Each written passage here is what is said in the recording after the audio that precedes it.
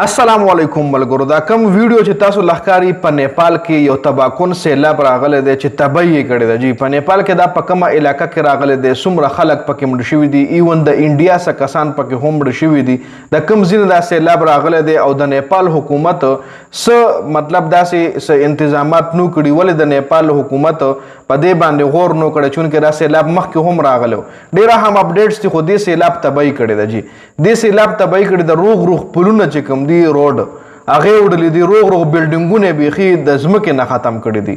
روغ بسونه د بسونو په اړې باندې دا سیلاب ورغلی دی چې روغ بسونه ځان سره په مخه کړي دي او پکې په سلونو خلک چې کوم دي په سونو خلک په دې کې لاپته دي مړه زخمیان لاپته لا پوره کاونټ نه دی راغلی مخېله چې څومره خو په سونو خلک ځکه چې 10 سکنډه هم دی نه دی ورکړی دی سیلاب خلکو له 10 سکنډه وخت هم نه دی ورکړی د نیپال د حکومت دومره بېغوري چې 10 سکنډه وخت هم چاله نه دی میلاو شوی چې غزان بچ کړی جی په شخ پخ کې اوبه راغلي دي او خلک سره د بلډینګونو په مخه کړي دي خلک سره د روغ کورونو په مخه کړي دي نو ډیر تباکون سیلاب راغلی دا سیلاب اصل کې په نیپال کې تبت چې کومه علاقه را په هغې باندې راغلی دی او دا سیلاب ګلیشیرز چې کوم دي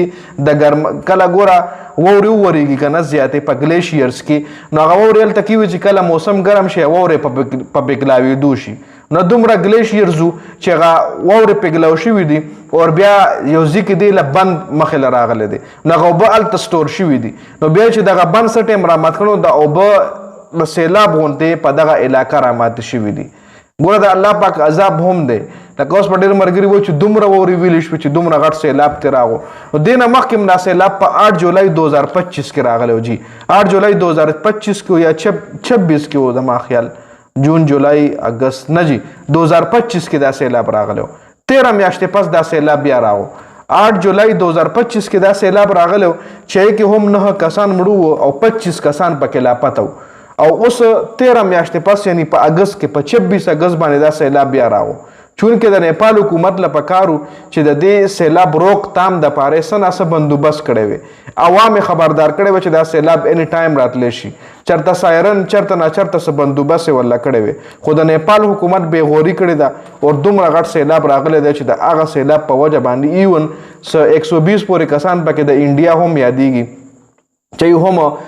د په دې لاره باندې چېرته تلل چې هغوی هم په دې سیلاب کې بېدرکه شوي دي جي نو یوه غټه تباهي یې کړې ده ګوره یو قسم له د الله پاک عذاب دی اوبه نه دي تاسو له یاد شي چې پاکستان کې هغه په کې پی کې کې چې کوم هغه مخکې سیلاب راغلی 2008 کې کله